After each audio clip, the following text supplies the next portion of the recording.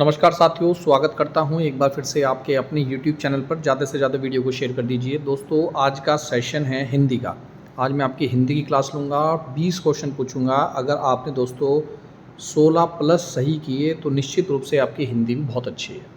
और video start करने से पहले मैं बताना चाहूँगा दोस्तों, अगर आप आगामी एग्ज़ाम के लिए वीपीडीओ, पटवारी, लेखपाल, पुलिस, खनिज सहायक प्रैक्टिस सेट करना चाहते हैं या क्लास लेना चाहते हैं तो आप हमारे इस नंबर पर दोस्तों व्हाट्सअप कर सकते हैं।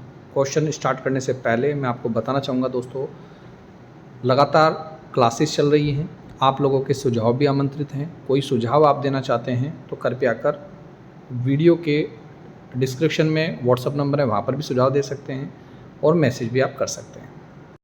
तो दोस्तों स्टार्ट करते हैं। सबसे पहला क्वेश्चन, जौनसारी बोली निम्नलिखित में से किस वर्ग में आती है? बहुत इंपॉर्टेंट क्वेश्चन है। ऐसे ही क्वेश्चन आपके एग्जाम में पूछे जाएंगे। तो सही आंसर हो जाएगा दोस्तों पश्चिमी पहाड़ी। ठीक है, तो सही आंसर हो जाएगा option number C is right answer. Question number 2 देखते हैं। लघुत्तरीय शब्द में कौन सी संधि है? लघुत्तरीय शब्द में कौन सी संधि है? और मुझे कमेंट करके बताइए दोस्तों, संधि कितने प्रकार की होती है? दोस्तों थोड़ा सा रिपीट भी कर लेना चाहिए। संधि का शाब्दिक अर्थ है मेल, यानी कि संधि आपने पढ़ी होगी, दो वर्णों के परस्पर मेल को जो विकार उत्पन्न होता है उसे संधि कहते हैं। संधि वैसे 3 ही प्रकार की है, स्वर संधि, व्यंजन संधि और विसर्ग संधि। अब क्वेश्चन है लघुत्तरीय में कौन सी संधि है? तो लघु यानी कि यहाँ पर उ आया और उत्तरीय का भी उ आया, यानी कि उ प्लस उ मिला तो क्या बना? बड़ा उ बना। तो बड़ा उ बना तो कौन सी संधि हुई? दीर्घ संधि। दीर्घ का मतलब ही क्या है? बड़ा है, तो आंसर हो जाएगा दीर्घ संधि। ठीक है, और ध्यान रखिएगा स्वर संधि के भी 5 पार्ट हैं। में पर किस कारक के चिन्ह हैं?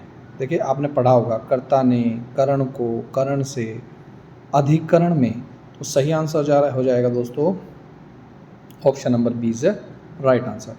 ज़्यादा से ज़्यादा वीडियो को शेयर कीजिएगा दोस्तों। निम्नलिखित में से पुल्लिंग शब्द आपको बताना है, कौन सा पुल्लिंग है? अब पुल्लिंग शब्द बताने के लिए आप क्या कर सकते हैं, एक वाक्य बना सकते हैं और वाक्य से आप समझ में आ जाएगा कि यार ये पुल्लिंग शब्द है या स्त्रीलिंग शब्द। जैसे फौज है, भारतीय फौज अच्छी है या अच्छा है? तो अच्छी है।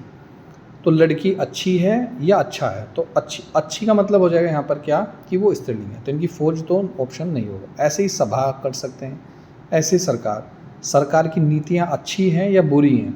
तो अच्छी है, अच्छा तो नहीं आएगा ना। तो ऐसे इसका सही आंसर हो जाएगा दोस्तों ऑप्शन नंबर सी, कुटुंब।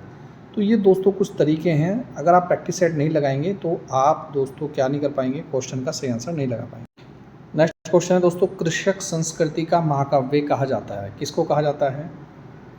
बहुत इंपॉर्टेंट क्वेश्चन है ये भी। तो सही आंसर हो जाएगा गोदान। ठीक है, मुंशी प्रेमचंद की है गोदान।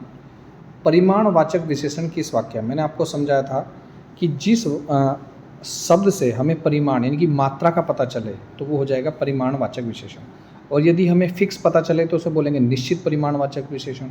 फॉर एग्जाम्पल मैंने कहा कि मार्केट से यानी कि बाज़ार से 2 किलो अनाज दे दीजिए, तो 2 किलो फिक्स हो गया, तो 2 किलो क्या हो गया? निश्चित परिमाणवाचक विशेषण।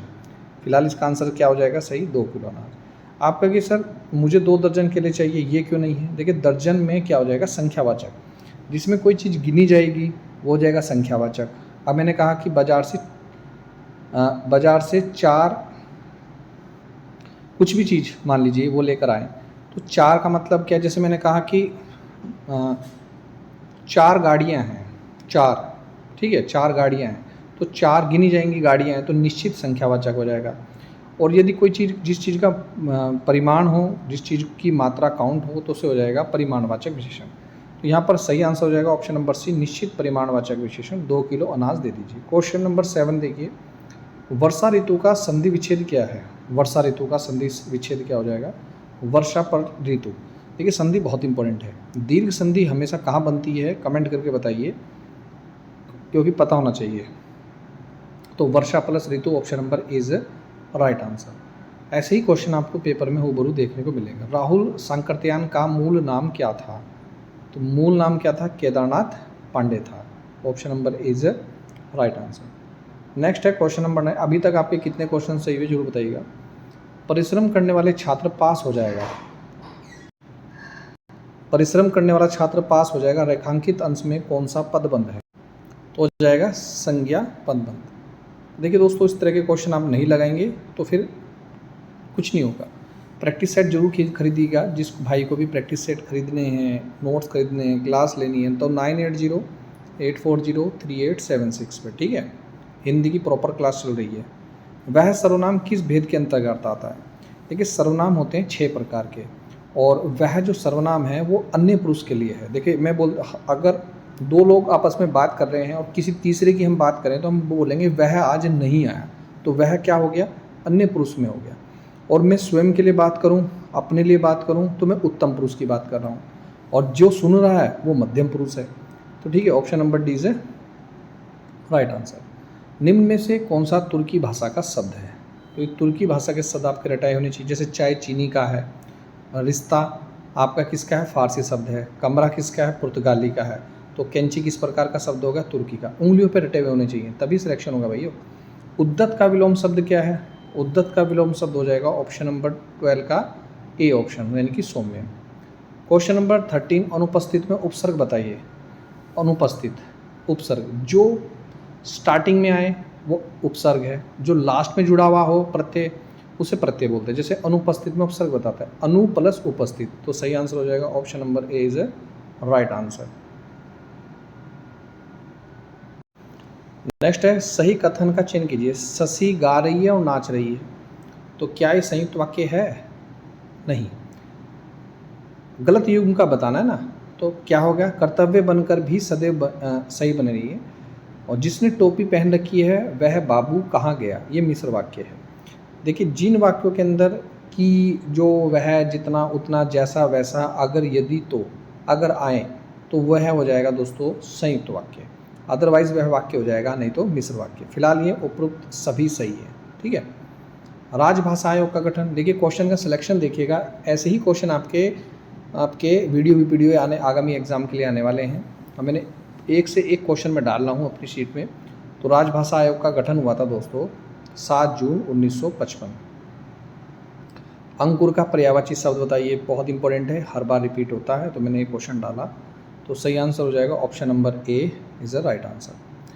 क्वेश्चन नंबर 17 है, अनुभवी का विशेष्य बताइए।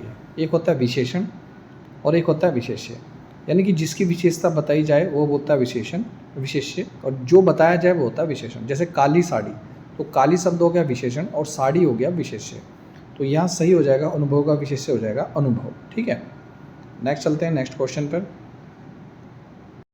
निम्न में से डॉक्टर पीताम्बर दत्त बड़तवाल की रचना कौन सी है, ये आपको बताना है। सारे क्वेश्चन एक से बढ़कर हैं, तो सही आंसर हो जाएगा हिंदी काव्य में निर्गुण संप्रदाय, option number B is right answer. Next question है दोस्तों, तारीख शब्द बताइए। तारीख जो शब्द है वो क्या तत्सम है? तत्सम वो होता है जो संस्कृत के ज्यों के त्यों होते हैं, इनके समान होता है। तद्भव वो होता है जिसमें विकार उत्पन्न हो जाता है। देसी वो शब्द होता है जो किसी भाषा का ना होकर जो आम जन भाषा में प्रचलित है, यानी कि देसी हो गया। विदेशी क्या है? जो आप जानते हैं, जैसे अमेरिकन के शब्द हैं, चीनी शब्द हैं। तो तारीख किस प्रकार का हो गया? आपका विदेशी शब्द हो गया, ठीक है। नेक्स्ट इंपॉर्टेंट क्वेश्चन है, उपानाह शब्द का क्या अर्थ है? क्या जनेऊ इसका मतलब है? क्या पगड़ी है, जूता है या गमछा है?